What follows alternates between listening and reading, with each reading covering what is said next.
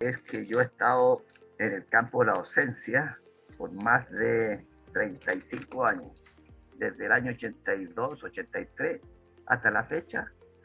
He estado en el campo de la docencia. Primeros 10 años en la Universidad Católica, en la Escuela de Arquitectura de la Universidad Católica del Norte y después en la Universidad de Santiago. Y estando en la Universidad de Santiago, una colega insistió en que las universidades deberían formar arquitectos en el tema hospitalario porque no se estaban formando en ninguna parte. A raíz de ese comentario, que fue más o menos reiterado, yo solicité a la dirección de la escuela generar un taller de, de, de título referido a la enseñanza del diseño hospitalario. Y la dirección de la escuela aceptó siempre y cuando yo dejara la actividad de taller que tenía, taller de quinto año. Entonces, no fue fácil entregar un taller por algo que era nuevo. Bueno, lo hicimos y ahí empezamos a trabajar en el tema del diseño hospitalario. Y me di cuenta, a no mucho andar, que hablar de diseño hospitalario demandaba un conocimiento que no se tenía. Yo no lo tenía y había que... así que yo diría que al año empecé a asistir a una charla de la Bienal de Arquitectura, que fue en Valparaíso, donde asistía el colega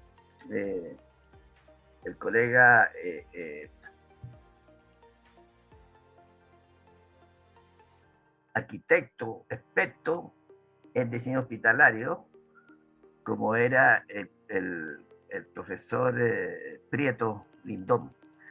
Entonces, cuando lo escuché, me di cuenta de que enseñar a diseñar hospitales había que tener mucha experiencia en el cuerpo.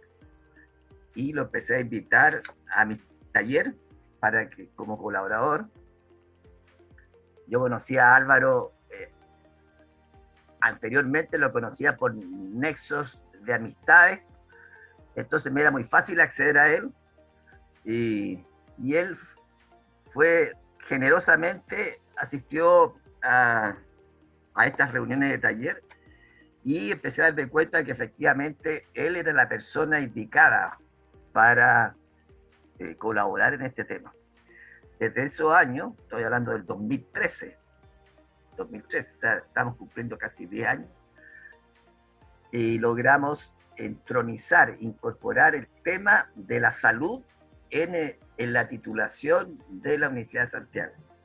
Yo diría que es la única escuela que enseña diseño hospitalario como tema en un nivel de titulación. Y llevamos en este minuto un digamos 11 titulaciones de arquitectos en diseño hospitalario. Son más o menos casi 40 arquitectos ya, desde ese tiempo hasta ahora. Cada cierto tiempo tenemos que hacer el raconto para ir no perdiendo el número. Y ahí empezamos a trabajar con Álvaro, derechamente, gracias a los contactos de Álvaro con el MinSal, porque él dejó el MinSal cuando empezamos, había como 1 o 2 años antes, entonces tenía muchos contactos, entonces era fácil conseguirse con el MinSal programas médico-arquitectónicos y otros tipos de antecedentes del ministerio para diseñar como tema algún hospital. Y así hemos diseñado hospital de Panguipulli, el hospital de Linares, el hospital de La Unión, el hospital sí, con el taller. Con una gran interés de los estudiantes, que prepandemia, porque los estudiantes, todos esos temas eran pre-pandemia. Tenían que visitar el lugar y empezar a conocer lo que significaba el diseño hospitalario. Mirado desde fuera parece como sencillo y simple. Mirado desde adentro es de una tremenda dificultad. A los estudiantes les decimos siempre las mismas cosas. Diseñar una casa es fácil, porque todo el mundo ha vivido una casa. Todo el mundo sabe lo que es un programa arquitectónico de una casa, que tiene un estar, que tiene un comedor, que tiene un vestíbulo, que tiene una cocina, tiene baños, zona de dormitorio, en fin. Las casas no varían mucho. Además se agrega un escritorio, se agrega una sala de estar televisión, pero en general es un programa sencillo, simple. Pero diseñar un hospital donde cada especialidad, cada protocolo médico requiere y demanda un espacio particular, es de una tremenda complicación. Y además, el viejo inchíngule entre la forma y función. ¿Qué es más importante, la función o la forma? Que es un tema que a los arquitectos siempre ha estado en tema de discusión. Para el efecto del diseño hospitalario, la función es lo más importante, porque si la función no se cumple rápidamente, el tiempo le puede cobrar la vida a un potencial paciente. Desde ahí se genera todo un desafío de cómo enseñar a futuros arquitectos a mirar el diseño hospitalario. Y en estas 11ª versiones que hemos tenido, hemos logrado conquistar algún grado de sapiencia o conocimiento o experiencia. Son varias generaciones de estudiantes que cada cual va aportando lo suyo. Hay estudiantes más listos, más agudos, y otros más lentos, pero cada cual va aportando el grado de inexperiencia. Eso es lo que aporta el estudiante. El grado de inexperiencia que nos ayuda a nosotros como equipo docente a ir fijando, precisando las cosas que hay que enmarcar. Y hemos tenido años muy exitosos y otros no tan exitosos, pero eso va dependiendo siempre de los ambientes. Ahora, este año 2021, dimos un giro y ya no le entregamos al estudiante el programa, ni el lugar, ni el hospital, ni nada. El estudiante elige un tema de salud que quiere resolver. Es un enfoque distinto, que significa para el equipo docente una complicación mayor, porque si tenemos 9 estudiantes, vamos a tener 9 temas distintos. El sistema anterior teníamos un tema, un lugar, un programa médico arquitectónico, una cantidad de metros cuadrados, y lo que nosotros hacíamos era ir conduciendo a los estudiantes en el conocimiento y la dificultad del diseño hospitalario. Y utilizamos estrategias docentes para ir desarrollando esa capacidad de resolver el diseño arquitectónico. Obviamente, profesionalmente, yo nunca he resuelto un proyecto de arquitectura hospitalaria como tal. Nunca. Quien lo ha hecho es Álvaro Prieto, y él, el que tiene la autoridad por los años de circo, 45 años en el MinSal, ¿no? Con viajes al extranjero, en fin. Obviamente que le da cierta expertise. Es como de los buenos talentos que hay que mantener y preservar aún en Chile. De hecho, todavía Álvaro sigue activo en el campo del diseño arquitectónico. Y entonces lo que yo puedo aportar de mi perspectiva es todo el trabajo de las estrategias y las tácticas técnicas para generar una disciplina en el estudiante, sobre todo cuando el estudiante no entiende mucho a qué taller de diseño se metió como título. Empiezan lentamente a cobrar conocimiento de esas dificultades. Y no es fácil, porque nos vemos obligados a repetir las mismas cosas sesión a sesión, porque los estudiantes siguen con la mecánica inercial de diseñar como han diseñado otros talleres. Entonces,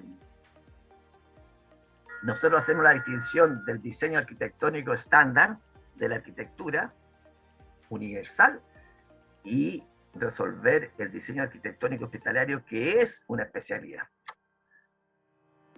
Así que cada día uno descubre que esta beta a uno lo forma más y mejor.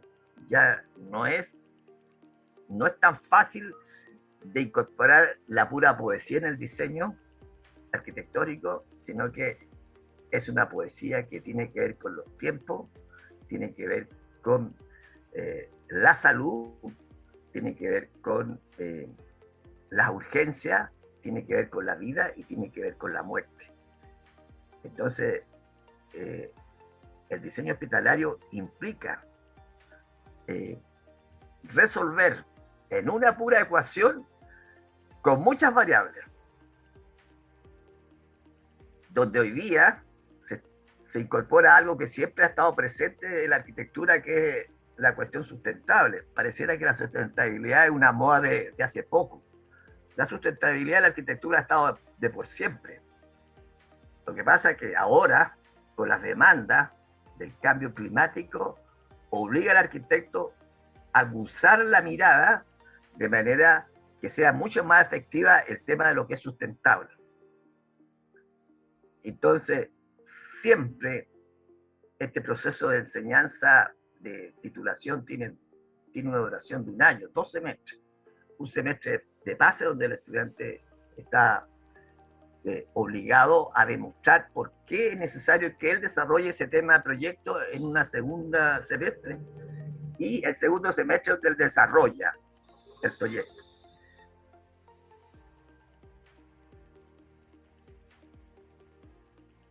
Le decía yo que ha sido varias experiencias cuando los proyectos han sido calificados para los estudiantes con nota 7 por diferentes comisiones, pero particularmente me recuerda el hospital de Buin, que es un proyecto de más de 54.000 metros cuadrados, y la estudiante que sacó el 7, el modo como que enfrentó el proyecto,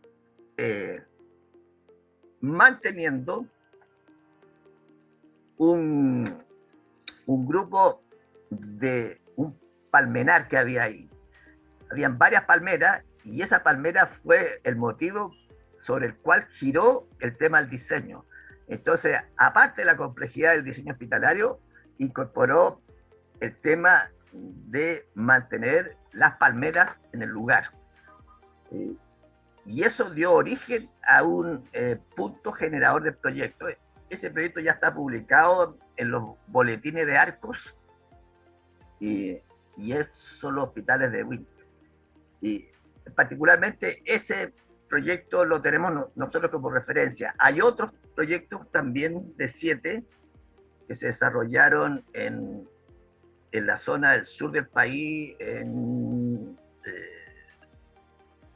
Río Bueno, que también tuvieron bastante éxito por su complejidad y la incorporación de algunas variables climáticas.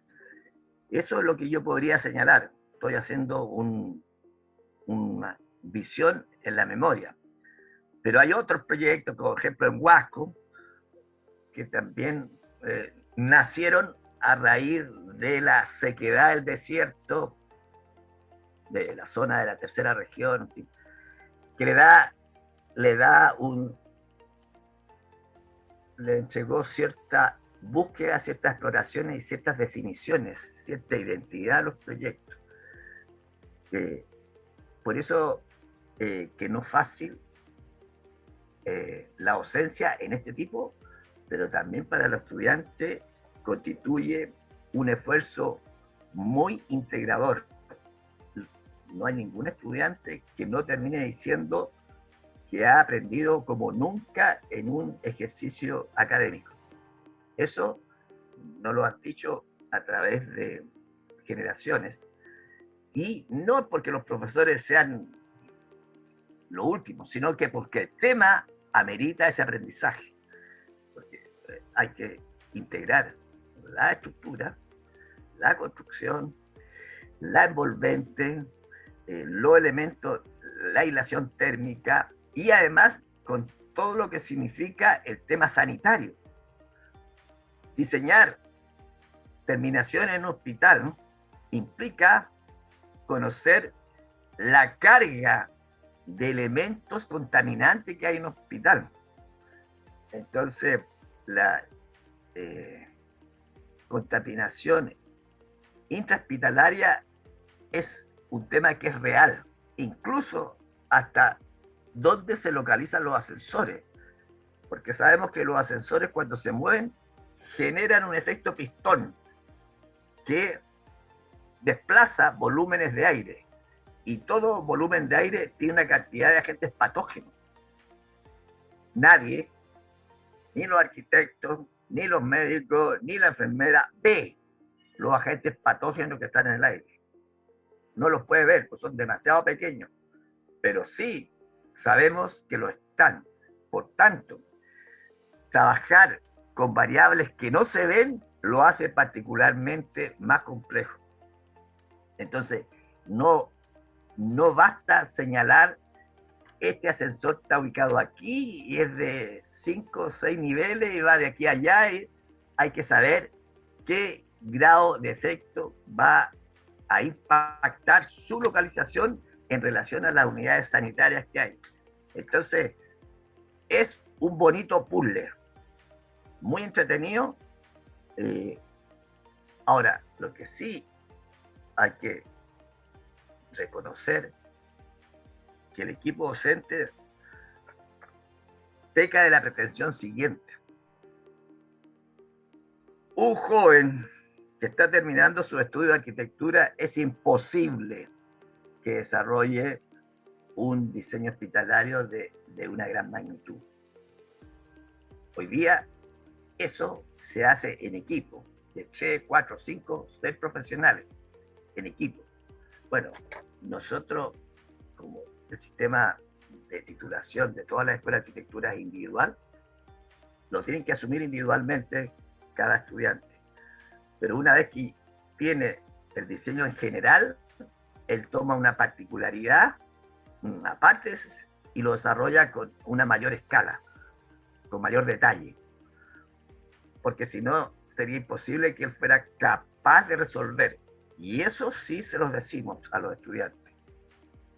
No están en condiciones de tiempo, sobre todo de tiempo, de resolver una cantidad tal de metros cuadrados de diseño hospitalario por su complejidad.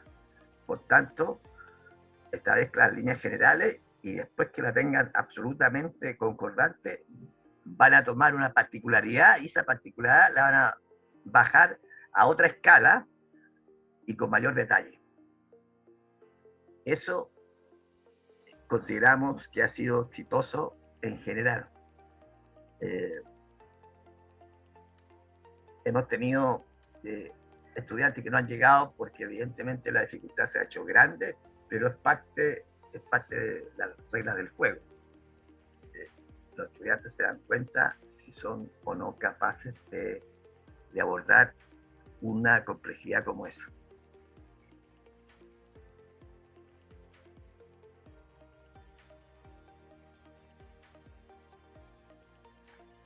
Yo soy bien optimista, así que todo lo que yo pueda decir nace de la condición de ser optimista. A mí me parece que Chile, la infraestructura hospitalaria de los años, diríamos,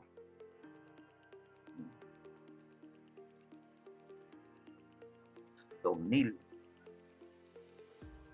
2002, 2003, todavía estaba con la precariedad.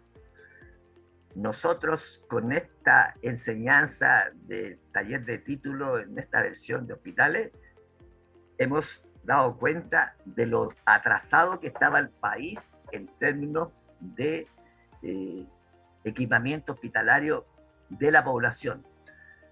Pero de tiempo a esta parte empezó rápidamente a tratar de ponerse al día, teniendo Chile poca capacidad instalada de arquitectos especialistas en el tema.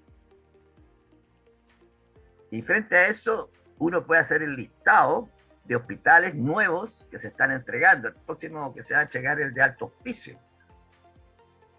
Hospital de Alto Hospicio,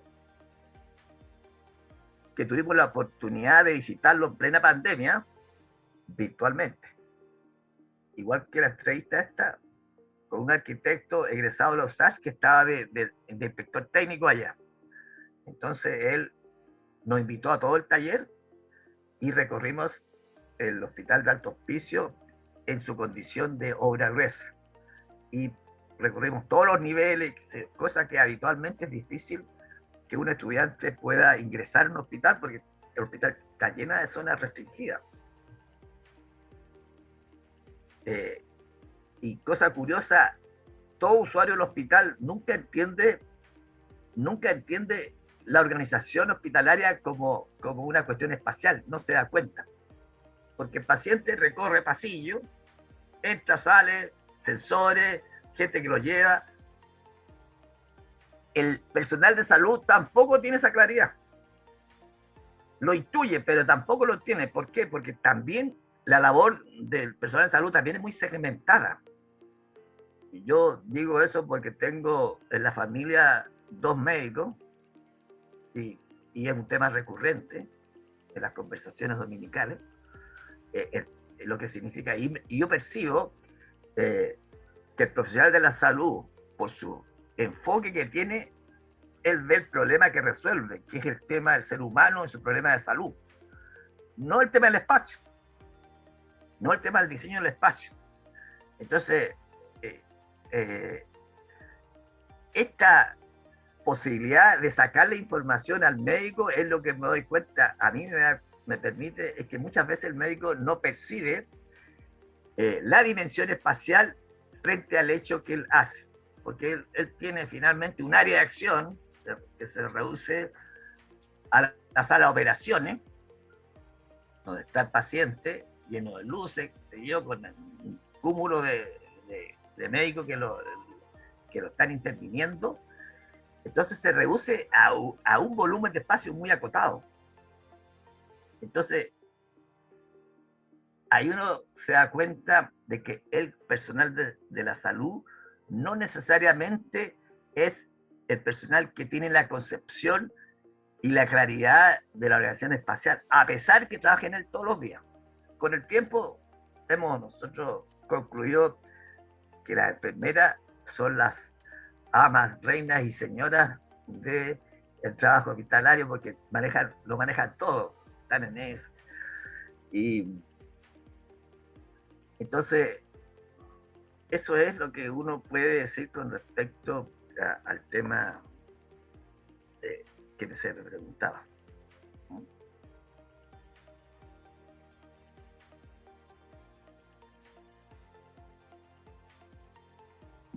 Bueno, la pandemia nos generó a nosotros un gran conflicto porque los hospitales no están preparados para pandemia. Los hospitales están preparados para funcionar en un régimen, en un crucero normal. Salud, qué sé yo, sala de operaciones, sala de urgencia, en fin, dentro de un contexto ordenado. Pero la pandemia es como un tsunami. Sobre todo cuando llega una pandemia de carácter desconocido. Con síntomas que había que aprender. No, si tiene fiebre, no tiene acá, que hay variantes. Y con una alta carga de letalidad. Entonces a nosotros como equipo nos pilló de sorpresa y se abrió la posibilidad de generar un hospital en régimen de pandemia. Y obviamente que no tuvimos ningún resultado porque el tema en sí, ya el tema de diseño hospitalario, que ya complejidad, incorporar la complejidad de un diseño de elementos prefabricados implicaba una carga adicional. Tuvimos un alumno que eligió ese tema que finalmente no llegó, lo que revela que si bien tenía interés en el tema, pero no llegó porque por problemas personales, pero no llegó. Pero sí nosotros tuvimos la impresión de que la pandemia genera cambios, como por ejemplo la telemedicina. Hay un montón de terapias y de consultas que se pueden resolver sin la visita a la presencialidad. Y puede ser, sí puede ser. Ahora, que no es lo ideal, no es lo ideal. Lo ideal es para el médico, es tener al paciente y a preguntarle qué le duele acá y allá y revisarle y tener una visión absolutamente consistente con el problema de salud. Pero la pandemia generó este desafío. Y como arquitectos, diseñadores, docentes en diseño hospitalario, el desafío es qué significa diseñar un hospital en pandemia. Y claro, ahí empezaron a aparecer los espacios de diseño en que pueden sufrir cambios. Se pueden reinstalar, se pueden generar nuevas piezas, nuevas salas de hospitalizados, en fin, adecuar eso. Esa flexibilidad lo da el diseño arquitectónico, pero uno tiene que tener en cuenta esas posibilidades. Ahora, uno descubre, y eso ya no como arquitecto, sino como ciudadano común, uno va a un hospital y va a encontrar que rincón donde se pueda colocar un artefacto, cualquiera se va a colocar. Y esa es una cuestión cultural. No tiene que ver con que el arquitecto o el director, si es médico, enfermera o y el paciente. No, es una cuestión cultural. La técnica de utilizar cada rincón, uno lo ve en una estación de metro. Las estaciones de metro cuando son diseñadas en teoría impeque, y cuando al cabo de unos años uno descubre que esa estación de metro ha sido ocupado con el bolichito, con el señor que consigue, y ahí aparecen kiosquitos dentro de las estaciones que empiezan a entrabar la circulación. Bueno, ese mismo fenómeno pasa de alguna u otra manera en los hospitales. Siempre le falta las bodegas de guarda, siempre. Y esa no es una cuestión del diseño, es una cuestión de la cultura de la organización hospitalaria. Y eso no se puede cambiar desde un proceso de diseño y de enseñanza pedagógico docente de la arquitectura hospitalaria. Hay que consignarlo y saberlo y transmitirlo, pero es así. Esa observación sí la podemos hacer con mucha tranquilidad. Tengo pocos años como socio, pero muchos años participando de la asociación porque era invitado a los congresos por la condición de ser profesor docente, entonces recibía invitaciones de cortesía y tengo la mejor de las impresiones de Arcos, la mejor, ¿no? Creo que Arcos le dio un tremendo nivel en la especialidad a los arquitectos dedicados a, no solamente a los arquitectos que diseñan, sino también a los arquitectos que forman parte del cúmulo de proveedores de productos hospitalarios, que es otro cuento. Entonces, esta amalgama entre diseñadores, arquitectos y arquitectos que proveedores de artículos y productos para la construcción de hospitales, es fantástica. Y además está a decir la tremenda importancia del aporte de arquitectos de fama internacional que visitaron a lo largo de todos estos congresos hospitales. Incluso hasta el último que se hizo vía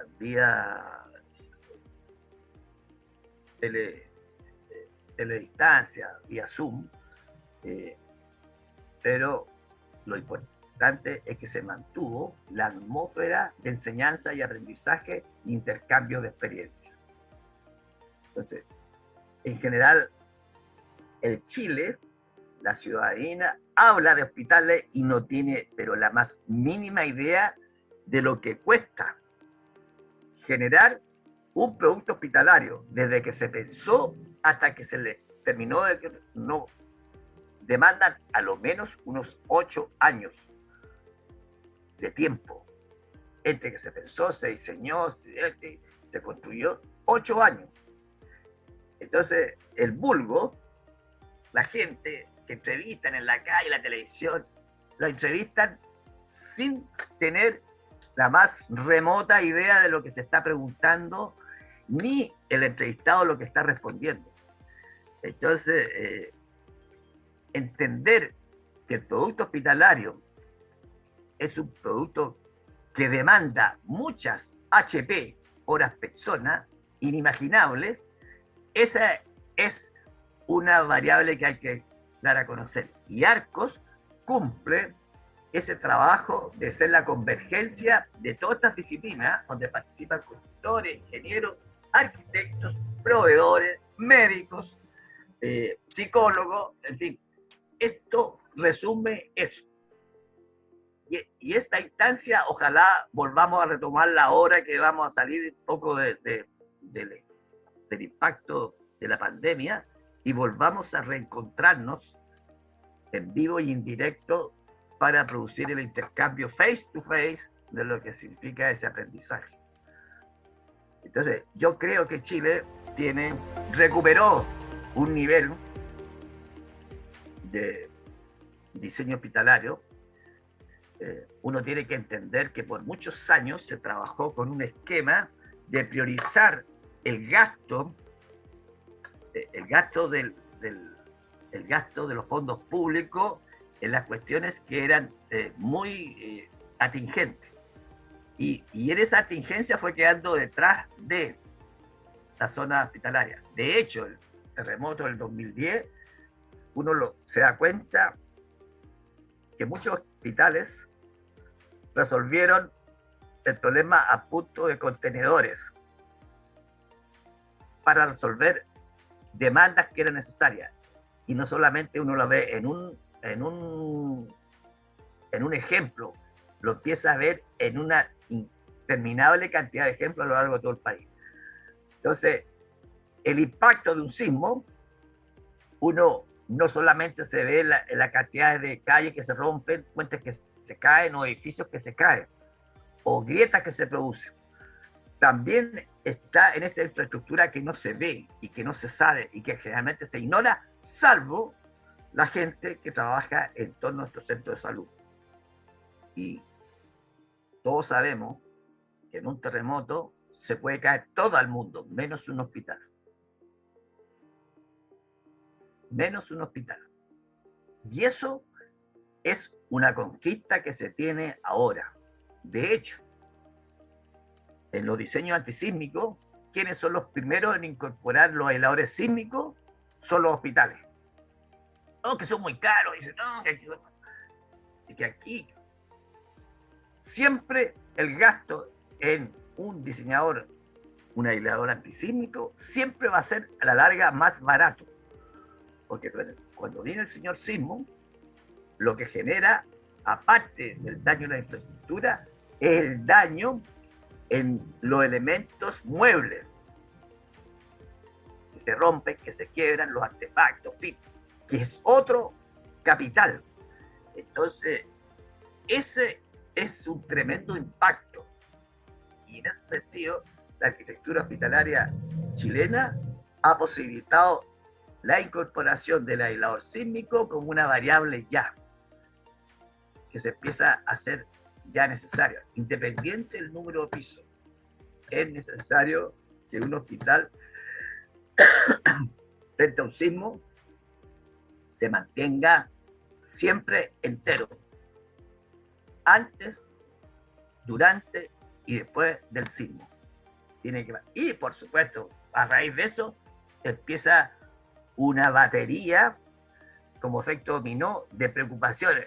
Por ejemplo, el incendio, las puertas, cosas. Entonces empieza a aparecer toda esta especialidad. Es bueno recordar que en la especialidad de diseño hospitalario hay más de 34 especialidades, 34 en la arquitectura estándar. Nunca va a encontrar tantas especialidades, nunca.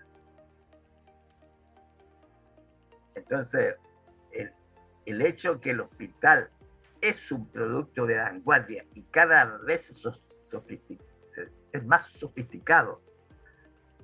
La gente no piensa que la pura lamparita con que iluminan la sala de operaciones, la lamparita que están los médicos pesan entre 2 a 3 toneladas, el puro equipo.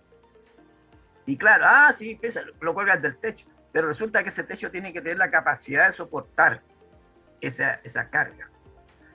Entonces, y además que si hay una actividad que está cambiando, es el tema hospitalario. La tecnología hospitalaria, la ingeniería hospitalaria está cambiando. Cada 3 o 4 años va cambiando y hay que adecuarse. Entonces genera una alta dinámica de estar al día. ¿Por qué? Porque las técnicas están cambiando. O sea, hace 10 años atrás el escáner, nadie sabía lo que era el escáner. Hoy día el escáner es normal, desde todos los días el escáner tiene un escáner. Pero resulta que el escáner necesita conocerlo y la demanda espacial que ello implica. Y el arquitecto cuando diseña tiene que saber que el equipo pesa, ese equipo que va a incorporar pesa tal, y hay que meterlo dentro del espacio. Y la pregunta es, ¿cuándo lo metemos? ¿Por dónde lo metemos? Son preguntas que parecen que en el papel son simples de resolver, pero en la práctica hay que responder esas preguntas. Y por eso que se hace necesaria las conferencias hospitalarias para generar esta atmósfera de enseñanza-aprendizaje en los profesionales.